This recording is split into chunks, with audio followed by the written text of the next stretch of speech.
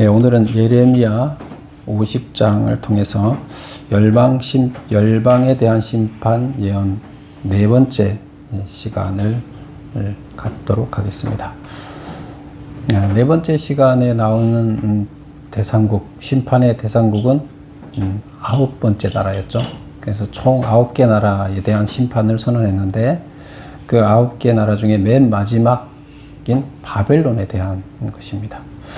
바벨론은 원래 어떤 나라였어요? 하나님께서 도구로 사용하신 나라였죠. 어떤 도구로요? 네, 하나님의 말씀을 듣지 않고 악하게 살아가는 자들을 심판하는 도구로 사용하셨어요. 그래서 바벨론을 그런 도구로 사용하셨는데 그 바벨론도 결국에 심판을 또 받게 됩니다.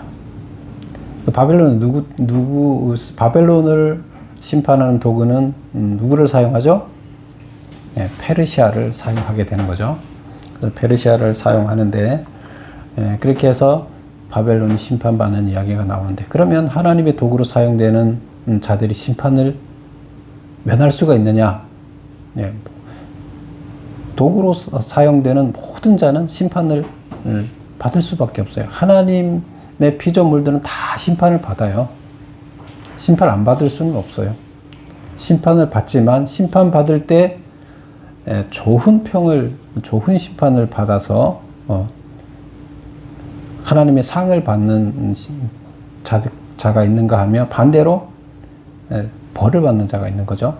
근데 여기 나오는 나라들은 다 심판이라는 이름 앞에 서면 다 벌을 받게 돼 있었어요. 근데 사실 하나님께서는 심판을 받지 않고 상을 받는 자들은 심판대 앞에 세울 때 심판이라 얘기를 하지 않아요. 심판이라 얘기를 하면 벌을 받는 자예요.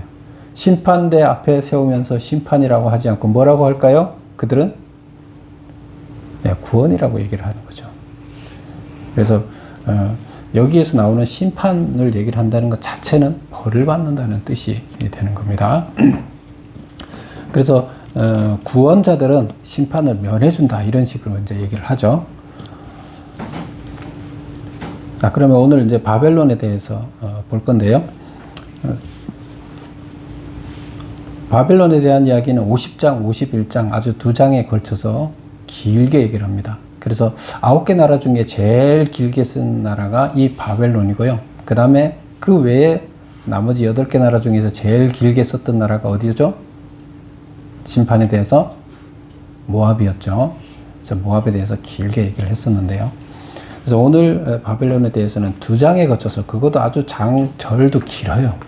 이렇게 해서 얘기를 하고 있는데, 핵심 내용은 사실 별 내용이 없어요.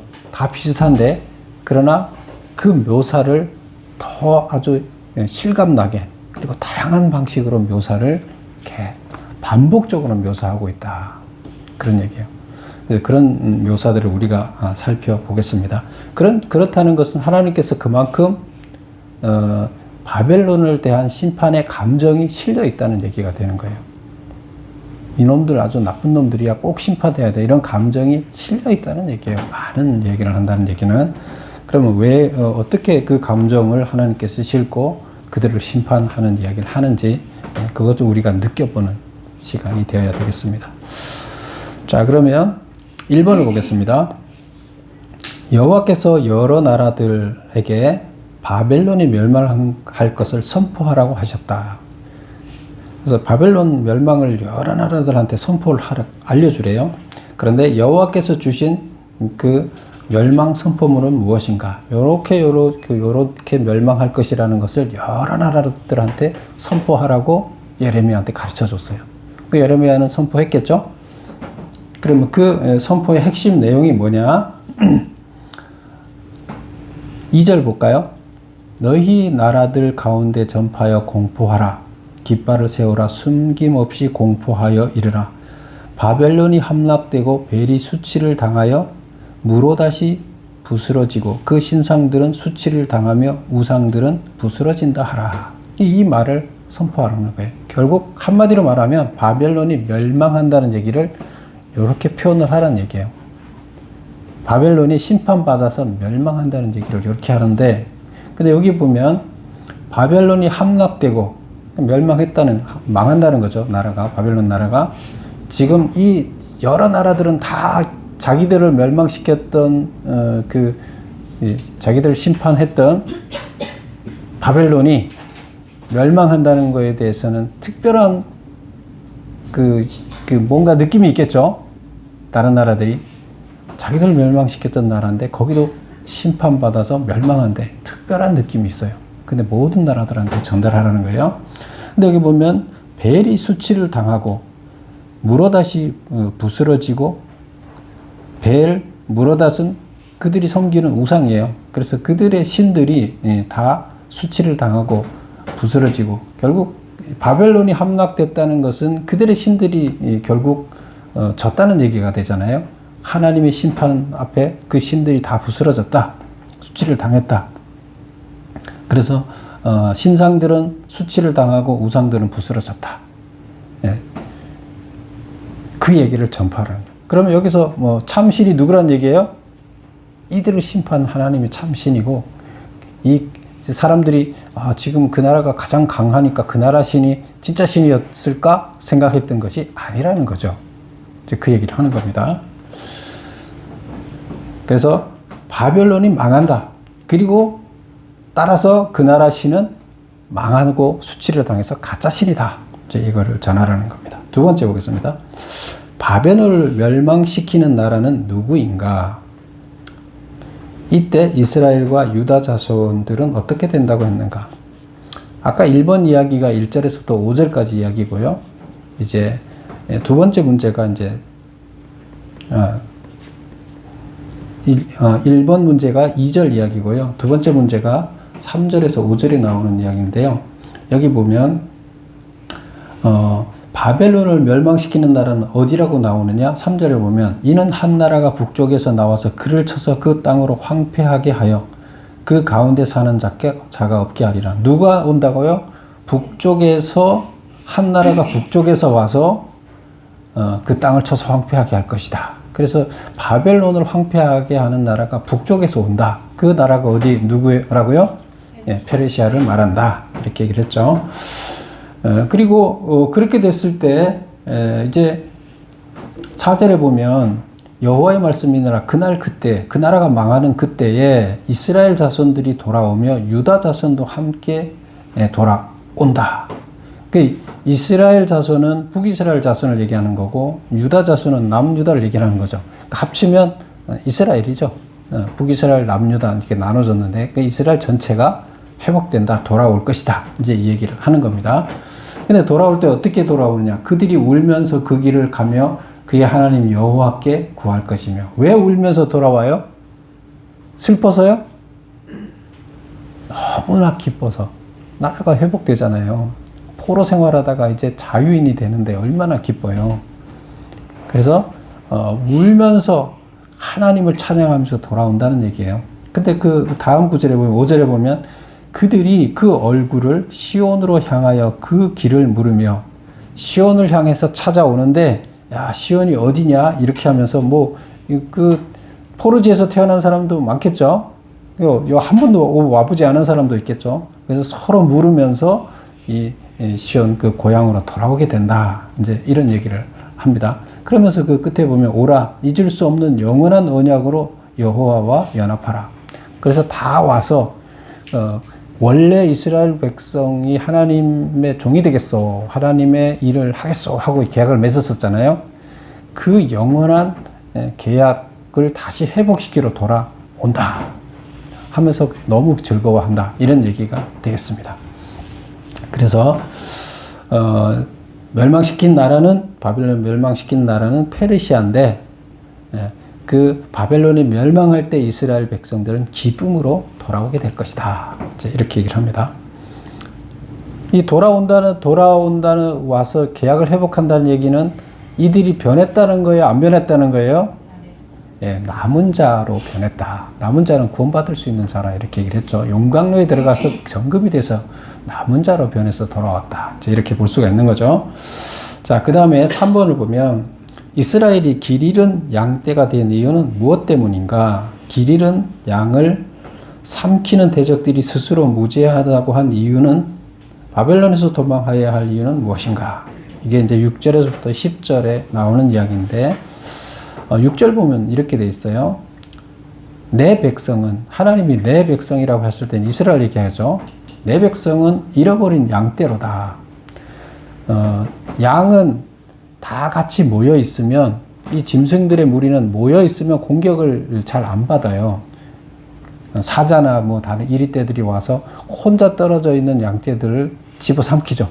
그런데 다 무리가 모여 있고 거기 목자가 있고 지키는 개가 있고 이러면 그 양떼들을 함부로 침범을 못 해요.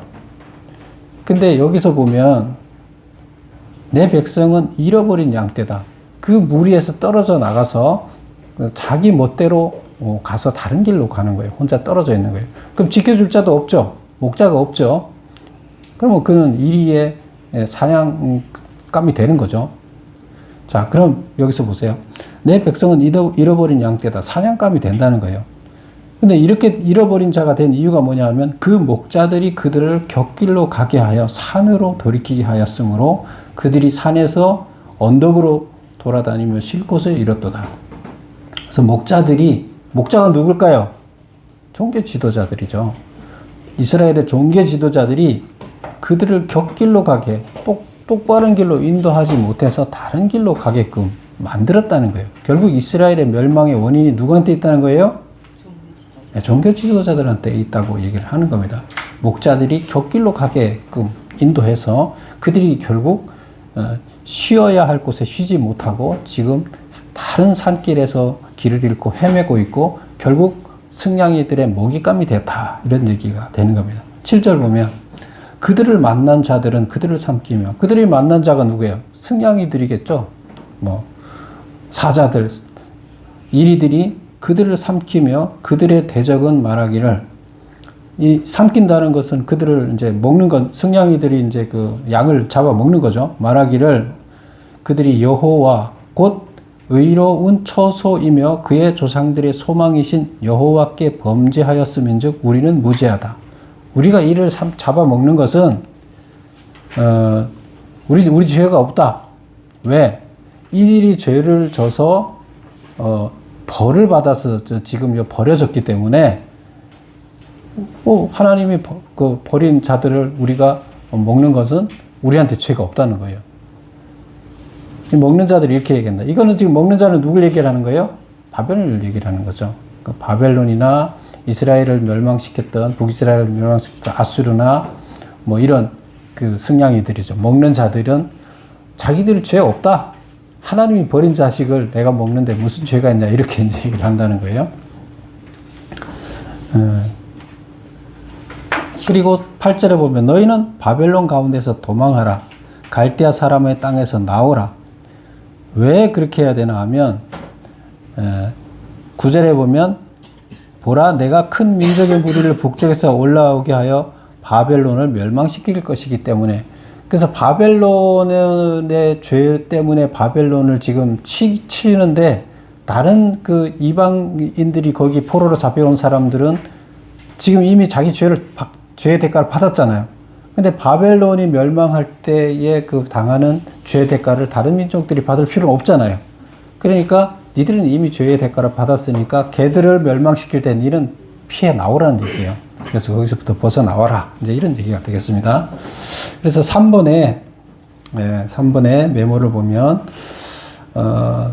이스라엘이 길 잃은 양떼가 된 이유는 뭐다? 그 목자들이 그 길을 곁길로 가게 하여 산속에서 헤매도록 하여 쉴 곳을 잃도록 하였기 때문이다. 그래서 종교 지도자들이 결국 이스라엘을 똑바로 하나님 말씀을 가르쳐서 올바른 삶을 살도록 인도하지 못했기 때문에 이들이 결국 포로가 됐다, 이 얘기를 하는 겁니다. 두 번째, 여호와께서 범죄하여 버림받은 자이므로 함부로 해도 죄가 되지 않는다고 생각했다. 누가요? 대적들이, 그들을 삼킨, 이스라엘 백성들을 삼킨 그 아수르나 바벨론이 이들을 함부로 해도, 그들의 신이 버린 자식들을 내가 함부로 하더라도 나는 죄가 되지 않는다, 이렇게 생각했다는 거예요. 근데 그게 맞아요, 틀려요? 하나님 봤을 때 그게 맞아요, 틀려요? 하나님 왜 포로가 되게 했다고요? 용광로에 왜 집어넣었다고요? 버린 게 아니라 살리려고. 그러면 함부로 하면 안 되죠. 그들을 잘 벌을 주되 용광로에서 잘 회복돼서 다시 하나님 사용하는 제목으로 쓰게 해야 되는데 이렇게 함부로 하면 안 되는 거죠. 그러면 그들이 교만한 자가 된 거죠.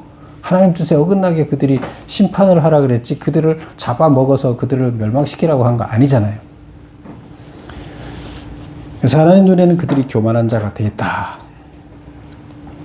그 다음에 세 번째, 바벨론이 그들의 죄로 약탈당할 때 피해를 보지 않도록 하기 위해서 이미 그들은 포로가 돼서 자기네 죄값을 받았는데 바벨론의 죄값을 같이 받을 필요는 없기 때문에 바벨론으로부터 미리 피하라고 이제 이렇게 얘기를 하고 있다. 4번. 너희의 어머니가 큰 수치를 당하리라. 여기서 너희의 어머니는 이제 바벨론을 얘기를 하는데요. 바벨론 나라에 대해서 그 나라를 얘기하는 거예요. 바벨론 나라. 너희의 바벨론 사람들아, 너희의 어머니가 너희 나라가 큰 수치를 당하리라. 멸망할 거다. 너희를 낳은 자, 그 부모, 그 나라가 그 백성들은 그 자식이고 그 나라는 바벨론은 부모다 왔을 때 너희를 낳은 자가 부모가 치욕, 멸망을 당할 것이다. 그 결과 바벨론은 어떻게 된다고 했는가?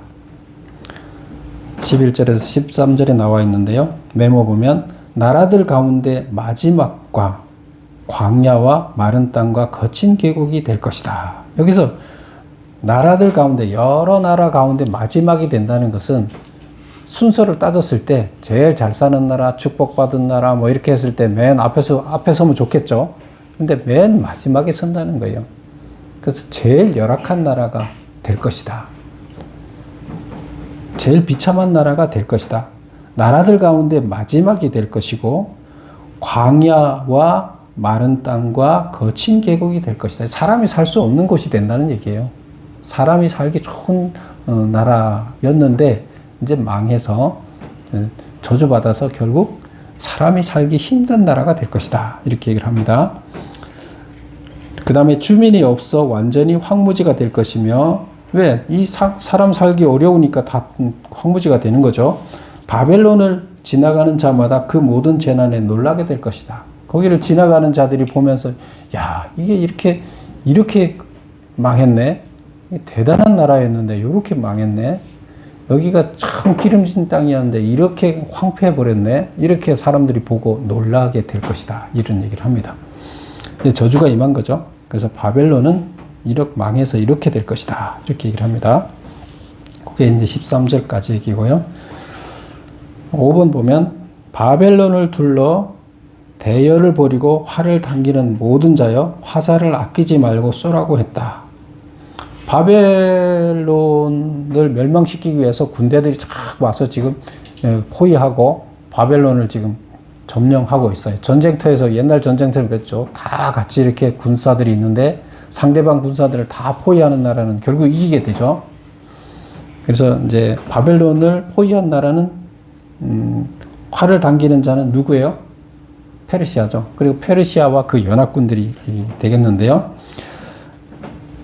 바벨론을 둘러 대열을 벌이고 활을 당기는 모든 자여 화살을 아끼지 말고 쏘라.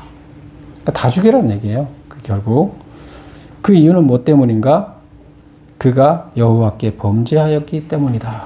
무슨 범죄를 했어요? 이들이 교만의 범죄. 우리 그 이사야서도 배웠고 여러 번 나왔죠. 예언서에서 바벨론이 하나님한테 큰 심판을 받는 이유가 뭐 때문이라고요? 교만 때문이다. 그래서 여호와께 교만하는 큰 범죄를 저질렀어요. 그들을 잘 용광로에서 훈련시켜서 정금으로 만들어라고 심판의 도구로 사용했더니 그들은 이들을 다 죽여서 난 책임이 없다. 버려진 자식들 내 마음대로 갖다가 내가 내 욕심대로 쓰고 이들을 다 죽여버리겠다. 이제 이렇게 했다는 거예요. 6번 보겠습니다. 하나님이 바벨론의 왕을 벌하고 이스라엘을 다시 그의 목장으로 돌아가게 하리라고 하셨다. 그날 그때에는 이스라엘의 죄악을 찾을지라도 없겠고 유다의 죄를 찾을지라도 찾아내지 못할 것이라고 했다. 왜 그럴까? 이는 내가 남긴 자를 용서할 것임이라. 내가 누구예요? 하나님. 내가 남긴 자를 용서할 것임이라. 남긴 자 어떤 자라고요? 남은 자? 정금이 된 자. 정금이 된 자를 용서하겠다는 거예요. 그들은 과거에 죄를 졌지만 지금 정금이 회개하고 돌아서서 정금이 돼서 남은 자가 됐잖아요. 그런 자를 하나님께서 용서했다는 것은 죄가 없어졌다는 얘기죠. 원래 이들은 죄가 있어요, 없어요? 있죠. 그런데 하나님이 회개하고 돌아선 그들을 용서했다는 거예요. 죄를 없앴다는 거예요. 용서했다는 것은 죄를 없앴다는 거예요. 그리고 하나님께서 죄 없다고 인정을 했다는 거예요. 왜? 남은 자가 됐기 때문에. 정금이 됐기 때문에. 그래서 지금 이들을 정금이 된 상태로 다시 정금이 됐기 때문에 회복시킨다는 거예요. 그러니까 하나님은 이 정금 기간이 70년이면 된다는 걸 이미 옛날부터 알고 있었고 70년이라는 시간 동안 그들을 포로 생활하겠다고 미리 예언을 했잖아요. 그리고 미리 예언한 대로 70년 포로 생활을 하고 이들이 이 정금이 돼서 돌아가게 하는 이런 이야기가 돼서 그래서 여기서 돌아가게 할 때는 그들한테 죄를 찾지 못한다고 이렇게 죄가 없다고 깨끗한 자가 됐다. 정금이 됐다. 이런 얘기를 하게 됩니다. 그래서 그냥 뭐 기간이 지나서 그들이 돌아가는 것이 아니라 용광로에 들어갔었기 때문에 정금이 돼서 돌아간다. 그래서 죄가 없다. 불순물이 없다. 이렇게 표현을 하고 있습니다. 7번 여호와께서 바벨론을 공격하라고 페르시아에게 내린 명령은 뭔가? 그래서 페르시아한테 명령을 내렸어요. 바벨론을 공격하라고. 근데 그 명령이 뭐냐? 너희는 올라가서 무라다임의 땅을 치며 북곳의 주민을 쳐서 진멸하라. 이것은 이제 바벨론의 도시를 얘기를 하는 거죠. 성이 있는 도시. 그래서 결국 그 바벨론을 치라는 얘기예요. 너희는 가서 바벨론을 쳐서 진멸하라. 성경에서 진멸하라는 얘기가 나오는데 진멸은 뭘 해요? 무슨 말이었어요? 살아있는 생명들을 다 죽이라고 하는 얘기예요. 왜 다 죽이라고 했어요? 진멸하라는 이유가 뭐였어요? 소돔과 고모라를 왜 유황불로 싹 다 죽였어요? 거긴 바이러스가 있기 때문에 그 바이러스가 번지면 코로나처럼 번져 나오면 다 세상에 번지면 안 되기 때문에 거기를 아예 근원지를 소탕하라는 얘기예요. 그 바이러스를 소탕해. 그 바이러스가 뭐예요? 음란의 죄.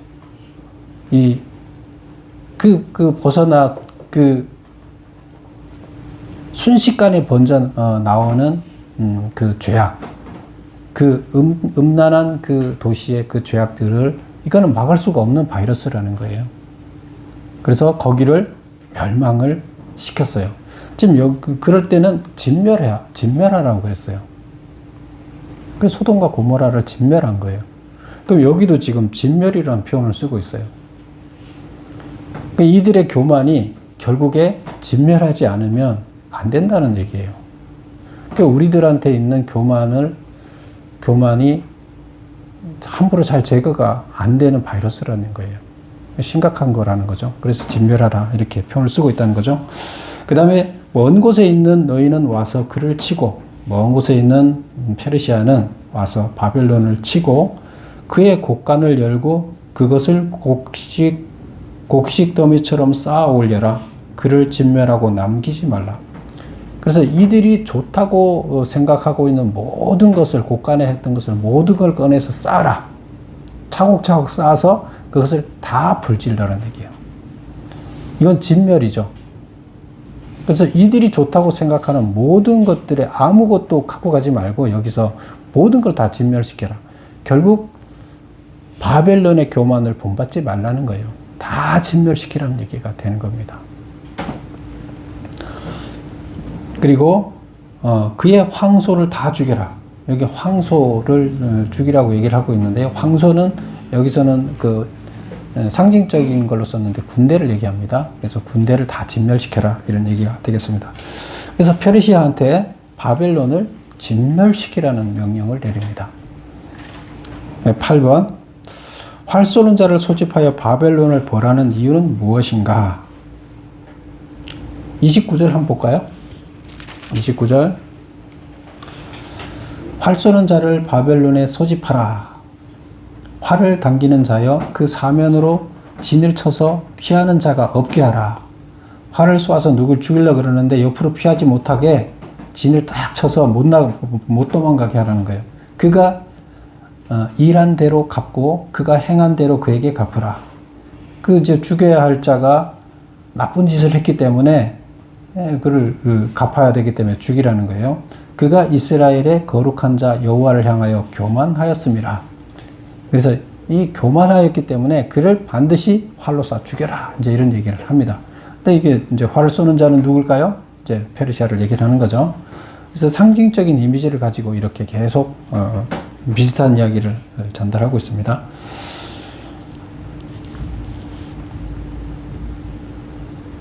그 다음에 30절을 보면 그러므로 그날의 장정들이 그 거리에 엎드러지겠고 군사들이 멸절되리라. 31절 주 만군의 여호와의 말씀이라. 교만한 자여 보라. 내가 너를 대적하나니 너의 날 곧 내가 너를 벌할 때가 이르렀음이라. 교만한 자가 걸려 넘어지겠고 그를 일으킬 자가 없을 것이며 내가 그의 성읍들에 불을 지르리니 그의 주위에 있는 것은 다 삼키리라. 그래서 교만의 죄 때문에 결국 이들이 죽는 멸망하게 됐다. 심판받게 됐다. 이제 이렇게 얘기를 하고 있습니다. 9번 보겠습니다. 바벨론이 이스라엘 자손과 유다 자손을 학대하여 그들을 놓아주지 않으려 하지만 만군의 여호와께서 싸워서 구원해 주신다고 하셨다.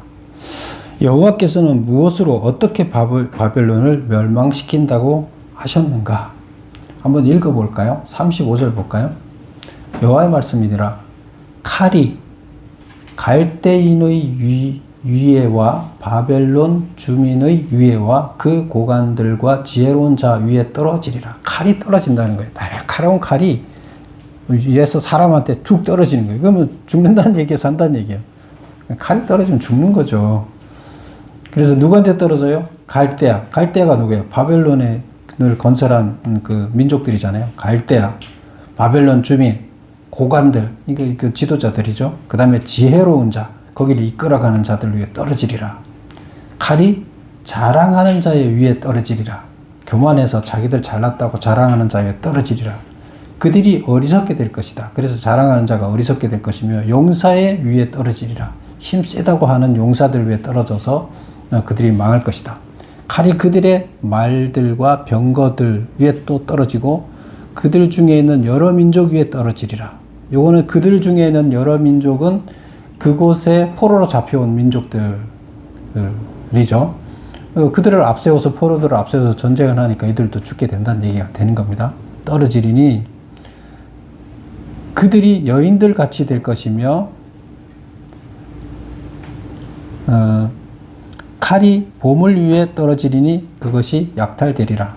그래서 사람들 위에 떨어져서 사람들 다 죽이고 짐승들 말들 다 죽이고 그 다음에 보물들 위에 떨어진다는 얘기는 결국 다 약탈을 당한다는 얘기가 되는 거예요. 결국에 칼로 사람을 죽이고 다 약탈하게 된다. 이런 얘기고, 그 다음에 두 번째 보면 38절 보면 가뭄의 얘기가 나와요. 이제 앞에는 칼 얘기였죠. 가뭄이 물 위에 내리어 그것을 말리리니, 가뭄이 물을 다 말린다는 거예요. 이는 그 땅이 조각한 신상의 땅이요 그들이 무서운 것을 보고 실성하였습니다. 결국 그 우상을 섬기는 땅이 되어버렸기 때문에 하나님께서 가뭄을 내려서 그 땅을 저주한다. 이제 그래서 39절 그러므로 사막의 들짐승이 승냥이와 함께 거기에 살겠고 타조도 그 가운데 살 것이요 영원히 주민이 없으며 대대에 살 자가 없으리라. 짐승들이 사람이 살지 않고 짐승들만 잔뜩 살아남는 이런 황폐한 곳이 될 것이다. 이제 이렇게 얘기를 합니다. 그리고 이제 40절에 보면 여호와의 말씀이니라. 하나님께서 소돔과 고모라와 그 이웃 성들을 뒤엎었듯이 거기에 사는 사람이 없게 하며 그 가운데 머물러 사는 사람이 아무도 없게 하리라. 소돔과 고모라가 다 멸망해서 다 진멸시켰듯이 여기도 똑같이 진멸해서 소돔과 고모라처럼 될 것이다. 이렇게 얘기를 하고 있습니다. 9번의 문제가 뭐였어요? 여호와께서 무엇으로 어떻게 바벨론을 멸망시킬 것이냐? 칼을 떨어뜨려서, 보면 칼을 떨어뜨려 모든 생명을 멸하고 보물을 약탈하며 가뭄을 물 위에 내리도록 하여 우상의 땅을 말림으로써 바벨론을 아무도 살 수 없는 곳으로 만들겠다. 이렇게 이제 상징적으로 이제 표현을 하고 있는 거죠. 그 다음 10번 보겠습니다. 바벨론을 멸하려 오는 페르시아 군대의 모습과 이들에게 당하는 바벨론의 모습을 각각 어떻게 묘사하고 있는가? 자, 한번 볼까요? 41절부터 이제 46절까지 그 표현이 나오는데, 보라, 41절. 한 민족이 북쪽에서 오고 큰 나라와 여러 왕이 충동을 받아 땅 끝에서 일어나리라. 제일 북쪽이 이제 땅 끝인데, 그 북쪽에서 일어난다는 얘기예요. 그런데 큰 나라가 뭐예요? 한 민족에서 오는, 북쪽에서 오는 큰 나라가 바벨론이고, 여러 왕이 누구예요? 연합군대죠. 그래서 바벨론과 그 연합군대들이 충동을 받았다는 것은 어떤 계기가 있어서 지금 여기를 멸하러 온다는 거예요. 42절. 그들은 활과 창을 가진 자라 잔인하여 불쌍히 여기지 아니하며, 활과 창을 가지고 잔인하게 사람을 죽이는데 불쌍히 여기는 마음이 전혀 없다는 거예요. 아주 무서운 이제 전사들이라는 얘기죠. 바벨론아, 그들이 말을 타고 무사같이 각기 내 앞에 대열을 갖추었도다. 그래서 그들이 와서 바벨론 사람들을 다 죽일 것이다. 그래서 그 모습이 뭐예요? 활과 창도 가졌고, 잔인무도한 이런 그 군대, 무사, 이렇게 바벨론을 표현을 하고 있죠. 43절 보면 바벨론의 왕이, 그 페르시아가 군대를 그렇게 표현하고 있고, 43절 바벨론 왕이 그 소문을 듣고, 그 페르시아 군대가 오는 소문을 듣고 손이 약하여지며, 손이 벌벌벌 떠는 거죠. 겁먹어서 고통에 사로잡혀 해산하는 여인처럼 진동하리라. 이게 이제 막 이제 스트레스를 받는다는 게요. 왜? 벌벌 떨면서 이제 죽었다. 그런데 그 스트레스가, 그 고통이, 정신적인 충격이 어떤 충격이 나면 여자가 해산하는 게 세상에서 가장 큰 고통이라면서요. 나는 모르지만. 근데 그 가장 큰 고통을 지금 왕이 느낀다는 얘기예요. 느끼는 여자같이 그런 고통을 느끼고 있다. 출산하는 여자가 느끼는 그 고통을 이 왕이 두려움에 사로잡혀서 느끼고 있다. 이렇게 표현하고 있습니다. 또 보면 44절. 보라, 사자가 요단강 깊은 숲속에서 나타나듯이 그가 와서 견고한 처소를 칠 것이다. 여기 사자는 이제 그 페르시아를 얘기하는 거죠.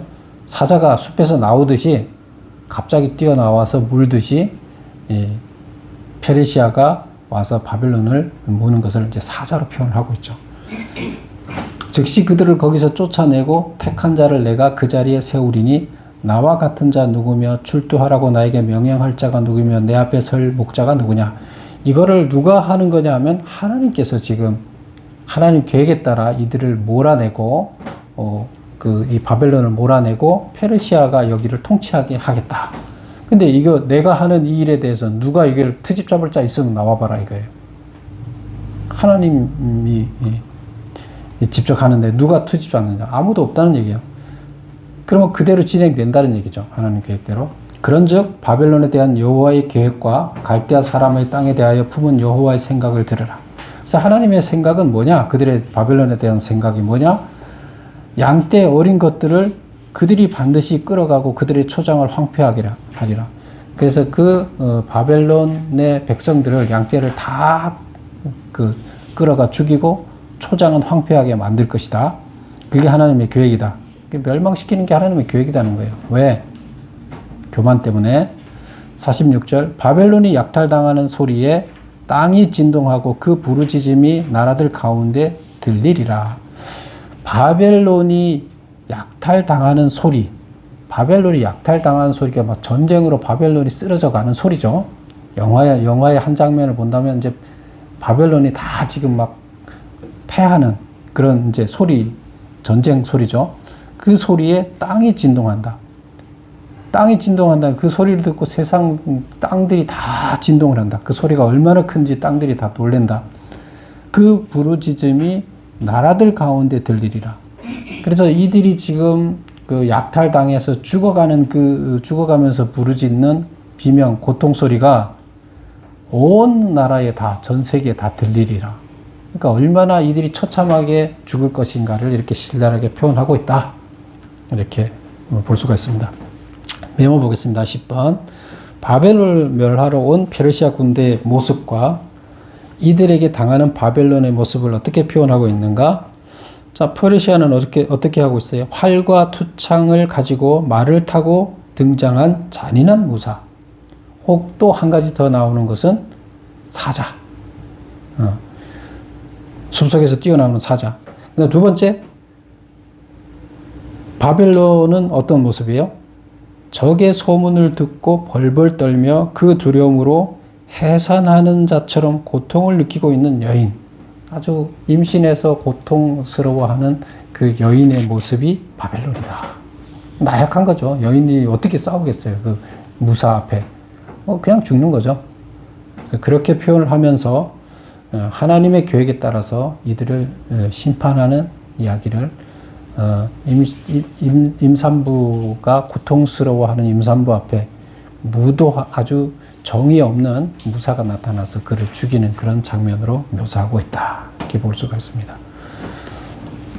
그래서 오늘 보면 하나님께서는 바벨론을 멸망시킨다는 얘기는 바벨론을 여기서 보면 진멸시킨다 얘기를 했는데요. 진멸시킨다는 얘기는 다시 회복되지 않는다는 얘기예요. 그런데 그러면 바벨론 사람들을 다 진멸시키는 거예요? 다 죽여서 바벨론의 국적을 가졌던 사람들은 이제 없애버리는 거예요, 하나님이? 그럴까요? 예, 여기서 진멸하라는 것은 바벨론 사람들을 다 진멸하라는 얘기가 아니에요. 우리 그 앞에서도 봤지만, 이 성경에서 진멸하라는 얘기는 하나님께서 없애야 할 것을, 바이러스를 진멸하라는 얘기예요. 바벨론 민족들을 씨를 다 말리라는 얘기가 아니에요. 그들도 용광로에 지금 들어가는 거예요. 심판한다는 얘기는 용광로에 넣어서 살리겠다는 얘기예요. 그런데 그들의 잘못된 사고방식, 멸망의 원인이 됐던 죄악들, 교만들, 이것들은 진멸시키라는 얘기가 되는 겁니다. 그래서 하나님께서는 그들의 교만, 그들의 죄악들을 진멸시키고 그들을 다시 다른 나라들처럼 회복시킨 거예요. 그래서 하나님의 계획은 똑같아요. 전 세계 어떤 민족이든 죄를 안 짓고 사는 사람들이 없는데 그들을 용광로에 넣어서 최종적으로는 용광로에 안 넣고 회복시키면 좋죠. 근데 방법이 없으면 용광로에 집어넣어서라도 회복시키겠다. 정금으로 만들어서 구원해 내겠다 하는 게 하나님의 계획이라는 겁니다. 그리고 이 마지막 바벨론, 그 악독한 짓을 했던 바벨론까지도 하나님께서는 그들을 구원하시기 위해서 용광로에 넣는 이야기를 하고 있다. 그리고 이제 순서에 따라서 이들을 심판의 도구로 사용했기 때문에 맨 마지막에 심판을 하고 용광로에 넣었다. 이런 얘기가 되겠습니다. 그래서 똑같이 이제 예레미야가 얘기하는 것은 이스라엘 백성은 먼저 선택받아서 일하는 자지만 하나님께서는 모든 나라들을 똑같이 사랑하시고 구원하실 계획을 갖고 계시다 하는 얘기를 하고 있다는 겁니다. 그래서 우리들도 이스라엘처럼 먼저 하나님의 일을 하기로 선택된 자라면 우리가 하나님의 계획이 뭔지, 하나님이 이 세상에 대해서 어떤 생각을 갖고 있는지, 먼저 세운 자들이 무슨 일을 하기를 원하는지를 알아야 되고, 우리가 살아가야 할 방향이 바로 그 일을 감당하는 역할이다.